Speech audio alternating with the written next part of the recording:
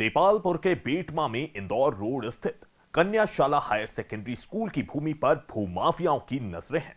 School की जमीन को लेकर राजनीति भी गरमाई हुई है। स्कूल की जमीन को लेकर विधायक और नगर परिषद अध्यक्ष आमने सामने हो गए हैं। देपालपुर के बेटमा में कन्या हायर सेकेंडरी स्कूल की भूमि पर कुछ भूमाफियाओं की नजर है। आरोप है कि राजस्व विभाग के अधिकारियों से साठगांठ कर शासकीय स्कूल की भूमि पर नामांतरण करवा दिया गया, जिसकी जानकारी लगते ही बेटमा क्षेत्र में हड़कंप मच गया।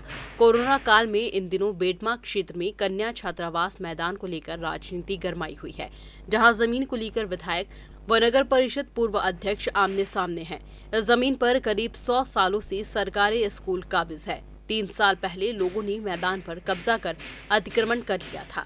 नगर परिषद द्वारा हाई कोर्ट में केस जीतने के बाद अतिक्रमण को हटा दिया गया, जिसके बाद 20 लाख रुपए खर्च कर बाउंड्री वॉल का निर्माण नगर परिषद ने किया था।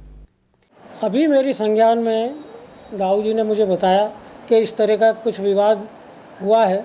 ये जो ज़मीन है वो पूरी विद्यालय की ज़मीन है और इसके ऊपर एक पुराना 100 साल पुराना भवन भी था विद्यालय का ही, जो जर्जर अवस्था में गिर चुका था। उस पर पहले कुछ लोगों ने कब्जा कर रखा था, इसलिए वो पूरा का पूरा टूट के ख़राब हो गया था। तो वहाँ पर सरकार की तरफ से नया हॉस्टल बनने का और 5 कमरे स्वीकृत भी हुए, तो उसी की कार्रवाई उस पर चल रही थी। लेकिन आज मेरी नज़र में दाऊ जी से ये मालूम पड़ा मुझे कि कुछ लोगों ने उस ज़मीन पे अपना कब्जा बताया है और वास्तव में वो ज़मीन स्कूल की शिक्षा विभाग की है। जो कन्या उच्चतर माध्यमिक विद्यालय की प्रिंसिपल को पटवारी और आरआई के द्वारा नोटिस दिया गया था और आगे भी सीमांकन होगा तो उनको नोटिस देकर ही किया जाएगा। बिना पूर्व सूचना के कोई सीमांकन की कार्रवाई नहीं की जाएगी।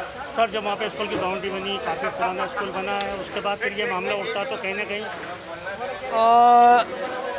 स्कूल वाले यदि वो जो बाउंड्री वाल बनाए हैं तो उस समय उनने यदि सीमांकन कराए होंगे तो उसका डॉक्यूमेंट यदि हो उनके पास तो प्रस्तुत कर सकते हैं।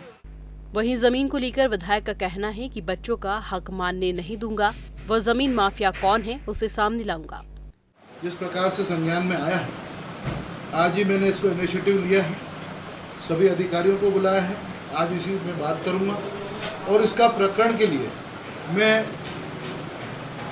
खुद कोर्ट के अंदर इस चीज़ को प्रकरण को हम खुद इसको लेके जाएंगे कि अगर कहीं ना कहीं इसमें मिली भगत है, वो अधिकारियों की हो या यहाँ राजनीतिक व्यक्ति की हो या कोई भी प्रभावशाली व्यक्ति ऐसा हो जो इस पे बच्चों के भविष्य से खिलवाड़ जो करना चाहता हो, निश्चित तौर पर उसको दोषी करार भी दिया जाएगा और उसको सजा भी मिलेगी।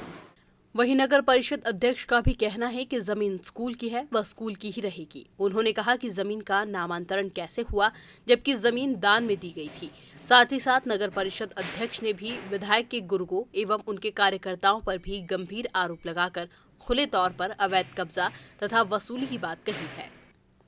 और जो ये भूमि है, गांव हित के लिए हम लड़ रहे हैं, नगर हित के लिए लड़ रहे हैं, हम तो लड़ ही रहे हैं और हम 2016-17 में भी लड़े। उस समय नाजिम अली और ये कोई यहाँ पर वो आवेदक थे ही नहीं और इन लोगों ने अभी आकर कुछ भूमि माफियाओं ने यहाँ पर आकर भूमि पर कब्जा करने का प्रयास किया और मैं तो कहता हूँ उन भूमि माफियाओं के नाम सामने आना चाहिए जिन्होंने भी इस भूमि पर कब्जा करने के प्रयास किए और जो पीछे से पर्दे के पीछे से जो लोग हैं उन लोगों को इसमें सामने आना चाहिए।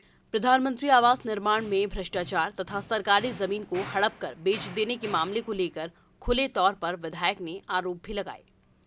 Bureau report, Digiana news, Depalpur.